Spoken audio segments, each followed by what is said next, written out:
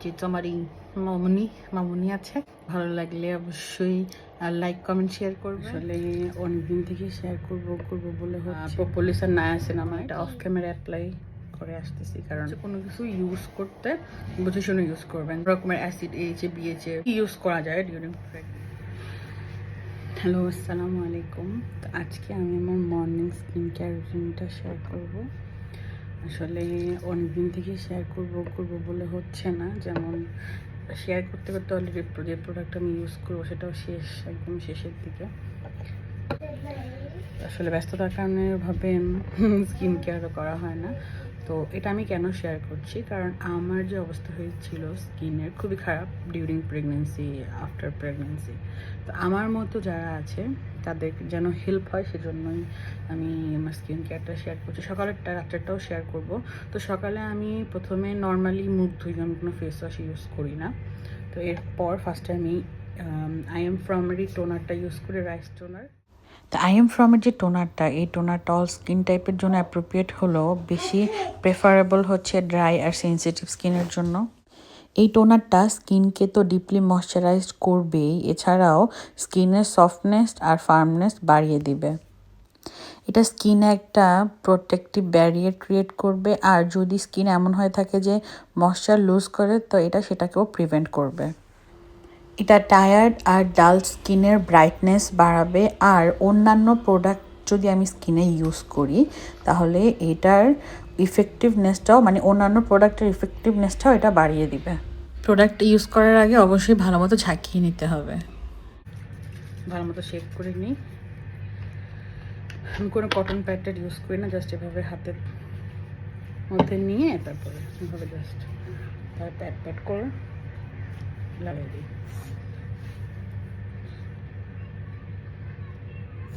Video করি না অনেকদিন থেকে, ভিডিও থেকে দূরে আসি, কারণ হচ্ছে আমার সারাদিন আমার মেয়ের পিছনে আমাকে দিতে হয়, এবং আমার মেয়ে সারাদিন আমার পিছনে হ্যাঁ স্কুলে যাচ্ছি। তো এটা দেওয়ার পরে ওয়েট করবো স্কিনটা ড্রাই হয়ে যাওয়ার জন্য।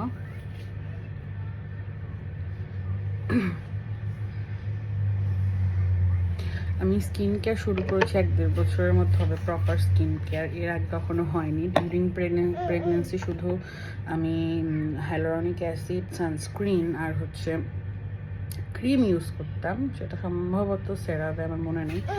অনেক সময় তাও ইউজ করতাম না, বাট অ্যাটলিস্ট চেষ্টা করতাম। মা ভিডিও করছে, মা দিস ওয়ান। তো চেষ্টা করতাম হচ্ছে অ্যাটলিস্ট সানস্ক্রিনটা দিয়ে বের হইতে। তো আমি একটা ইম্পর্টেন্ট একটা কথা বলতে চাচ্ছি, সেটা হচ্ছে সব সানস্ক্রিন কিন্তু সেফ না, প্রেগনেন্সি সেফ না।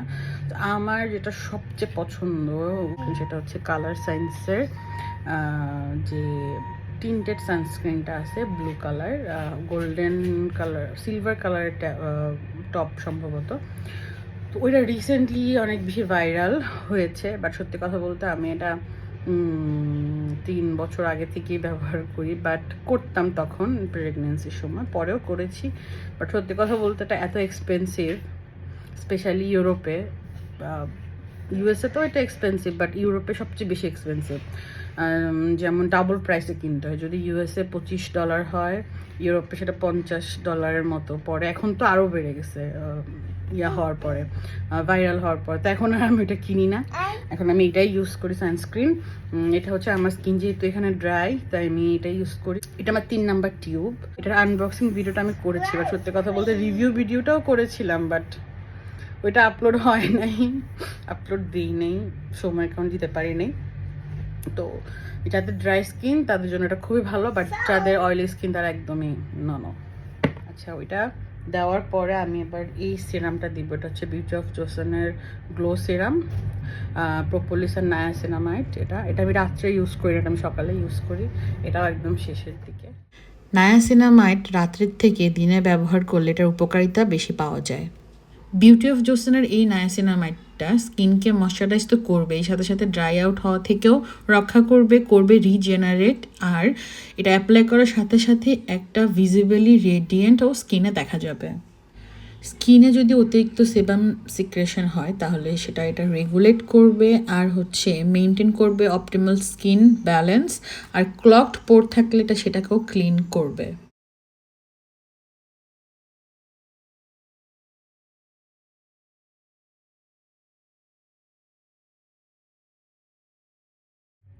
মূলত বাংলাদেশে গিয়ে যখন আমার মনে হলো যে আমার স্কিনের অবস্থা খুবই খারাপ, আমি জানতাম আমার স্কিনের অবস্থা খুব খারাপ, বাট যখন বাংলাদেশে গিয়ে যখন এদিক ওদিক গিয়েছি, হালকা পাতলা মেকআপ তো করিনি, বাট আসছে না যে পাউডার অ্যাপ্লাই করছি বা ব্লাশ, তখন দেখা যেত যে আমার স্কিনের উপর কিছুই বসতো না। যেমন বাংলাদেশের স্কিন আমার অন্যরকম, আমার স্কিন হচ্ছে কম্বিনেশনটা নর্মাল, বাট এখানে আমার স্কিন ড্রাই ড্রাই ড্রাইয়ের উপর ড্রাই, ঠিক আছে, উইন্টারে স্পেশালি। তো আমার যে ছোট বোন, ও আবার মোটামুটি স্কিন কেয়ার অনেক বেশি ভালো জানে বুঝে, তো ওকে দেখলাম যে ও খুব মানে রিলিজিয়াসলি স্কিন কেয়ার ফলো করে, ও স্কিনের অবস্থা অনেক ভালো ছিল, ভালো ভালো হয়েছিল। আসলে ও হচ্ছে ছোটোবেলা থেকে টিনেজ বয়সে আসার পর থেকে ওর অনেক পিম্পল, অ্যাকনে স্পট, বাট আমি আমার ছোটকাল থেকে মানে আমার স্কিন ব্লেসড স্কিন ছিল, মানে কোনো পিম্পল টিম্পল কিছুই হতো না। বাট সত্যি কথা বলতে প্রেগনেন্সির পরে টোটালি ডিফারেন্ট হয়ে যায়। হরমোনাল ইস্যুর কারণে এই মাউথ এরিয়াতে বহুত পিম্পল হয়েছে। তো এখন যখন দেখি আমার বোনের স্কিন অনেক ভালো, তখন আমি ওর ইন্সপায়ার হলাম যে না, আমারও ইউজ করতে হবে। তো তখন থাকা অবস্থায়, বাংলাদেশে থাকা অবস্থায় বাংলাদেশ থেকে কিছু স্কিন কেয়ার আমি কিনি, কোরিয়ান, সব কিছুই কোরিয়ান ছিল। তখন থেকে আসলে আমি আমার স্কিন কেয়ার জার্নিটা শুরু করি। বাট সত্যি কথা বলতে বাংলাদেশে আমি সম্ভবত ডিসেম্বর জানুয়ারির দিকে শুরু করেছিলাম। তো যখন ফেব্রুয়ারি মার্চের মধ্যে অনেক গরম, তখন কিসের স্কিন কেয়ার, মানে মুখে কিছুই দিতাম না, শুধু পানিতে শুধু সারাদিন মুখই ধুইতাম। তো পরে আবার এখানে পোল্যান্ডে আসার পর আবার শুরু করলাম। এখন রাতের স্কিন আবার আমি চেঞ্জ করেছি, বাংলাদেশে আসার পর যে স্কিন কেয়ারটা আমি করতাম সেটা টোটালি চেঞ্জ করছি। এখান থেকে আবার প্রোডাক্ট কিনেছি এবং আপগ্রেড করেছি, ওইটা আরও বেশি ভালো। আমি আমার রাতের স্কিন কেয়ারটা শেয়ার করবো, কিন্তু ফার্স্টে সকালে যেটা করি সেটাই শেয়ার করছি। তো সকালে আমি বেশি কিছু করি না, জাস্ট এই টোনারটা, তারপরে এই সিরামটা, আর আমি কোনো ময়শ্চারাইজিং ক্রিম ইউজ করি না, আমি এই সানস্ক্রিনটা ইউজ করি। এটা খুব ময়শ্চারাইজিং একটা সানস্ক্রিন। আর যেদিন আমি বাসায় থাকি, মনে হয় যে বাসা থেকে বের হবো না, সেদিন আমি এটা ইউজ করি। এটা সেম কোম্পানির, বাট এটা প্রবলেম হচ্ছে এটা হোয়াইট কাস্ট দেয়। এটা হচ্ছে হোয়াইট কাস্ট দেয়, এটা কেমিক্যাল সানস্ক্রিন, আর এটা হচ্ছে ফিজিক্যাল সানস্ক্রিন। তো ফিজিক্যাল সানস্ক্রিন তো খুবই ভালো কেমিক্যালের তুলনায়, তাই আমি বাসায় যখন থাকি তখন এটা ইউজ করি। আর এরপর আমি দিনের বেলা, যেহেতু আমার লিপস পিগমেন্টেড লিপস, তাই আমি একটা কালার লিপ বাম ইউজ করি, টিন্টেড লিপ বাম। এটা হচ্ছে রেড কালার দেয়। আর যদি বেশি লিপস আমার ড্রাই থাকে তখন আমি এটা ইউজ করি, এটা খুবই ভালো একটা লিপ বাম। আর রাত্রে আমি এটা ইউজ করি। এবার যতই এটা খুব থিক, এটা খুবই থিক, খুব অল্প পরিমাণে ইউজ করি আমি, তো এটা দিনে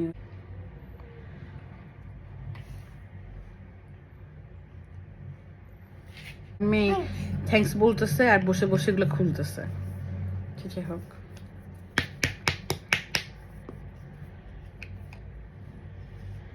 অবশ্যই টু ফিঙ্গার।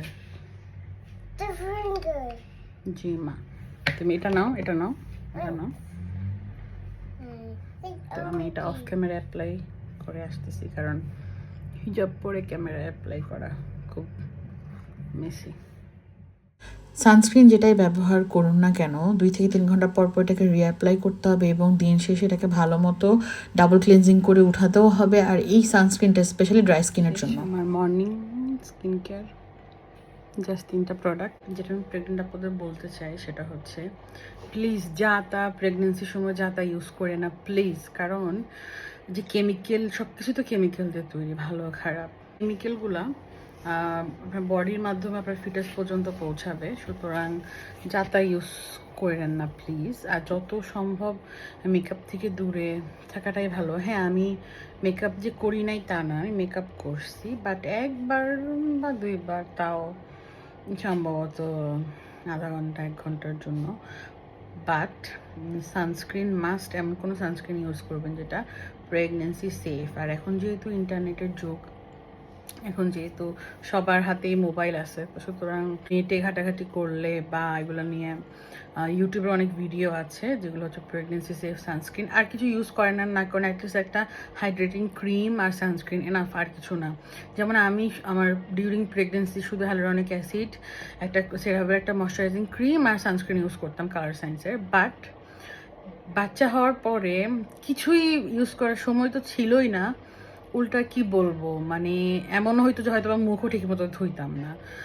তো ওই সময় প্রায় এক এক বছরের মতো আমার স্কিন খুব ড্যামেজ হয়ে গেছে, খুবই। যেমন এখানে শীতের সময় বাধ্য হয়ে শুধু ক্রিম দিতাম, কারণ শীতের সময় তো স্কিন টানতো, তো বাধ্য হয়ে সেরাপে ক্রিম দিতাম, কারণ এছাড়া আমি আমার হাতে কিছু ছিলও না, প্লাস সে এফোর্টও দিই নাই যে প্রপার স্কিন কেয়ার শুরু করব। তো মূলত বাংলাদেশে যাওয়ার পর থেকে আমার মূলত স্কিন কেয়ারটা শুরু হয়, তাও বেবি হওয়ার পরে। তাই আমি যেহেতু রিকভার করতে পেরেছি আস্তে আস্তে, এখানে খুবই স্কিনের অবস্থা খুবই খারাপ। আমার স্কিন বাংলাদেশে গেলে তাও ভালো থাকে, এখানে পুরাই ড্রাই ফ্লেকি। আস্তে আস্তে আস্তে আস্তে রিকভার শুরু করেছি। প্রেগনেন্সির সময় যা তা ইউজ করবে না। ইভেন আমরা যে বডি ওয়াশ ইউজ করি, আমি যে প্রেগনেন্সি থেকে শুরু করে এখন পর্যন্ত আমি কোনো পারফিউমের কিছু আমি ব্যবহার করি না। বডি ওয়াশ থেকে শুরু করে বডি লোশন সব কিছু আমি পারফিউম ছাড়া ইউজ করি। ম্যাক্সিমাম আমার প্রোডাক্টগুলো বায়োডার্মা বা সেরাভে আগে করতাম, এখন আর করি না।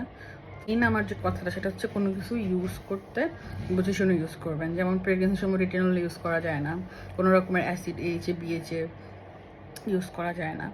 ভিটামিন সি ইউজ করা যায় ডিউরিং প্রেগনেন্সি। আর হচ্ছে এমন না যে কিছু ইউজ করা যায় না, কিছু কিছু প্রোডাক্ট অবশ্যই ইউজ করা যায়, বাট আপনাদেরকে সেগুলো ঘাটাঘাটি করে বের করতে হবে। আমি যেগুলো আমি তো বলেছি, জাস্ট আমি সেরাভের ক্রিম, হ্যালুরনিক অ্যাসিড আর কালার সায়েন্সের সানস্ক্রিনটা ইউজ করতাম। তো এরপরে তো আমার কোনো কিছু ইউজ করা হয় নাই। আর বেবি হওয়ার পর আবার ব্রেস্ট ফিডিং মাদারও কিন্তু সব কিছু ইউজ করতে পারে না। তো আমি মূলত কোজারেক্সের যে বিএচএ আছে সেটা আমি রিসেন্টলি ইউজ করা শুরু করেছি, যখন ব্রেস্ট ফিডিং বাদ দিয়েছি তখন থেকে।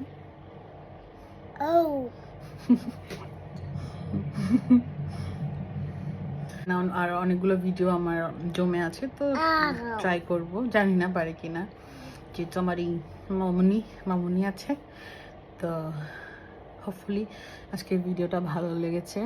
ভালো লাগলে অবশ্যই লাইক কমেন্ট শেয়ার করবেন, এবং আমি খুব তাড়াতাড়ি আমার নাইট স্কিন কেয়ারটাও শেয়ার করবো ইনশাল্লাহ। ওকে, আল্লাহ হাফেজ, বাই। আল্লাহ হাফেজ দাও, আল্লাহ হাফেজ, বাই।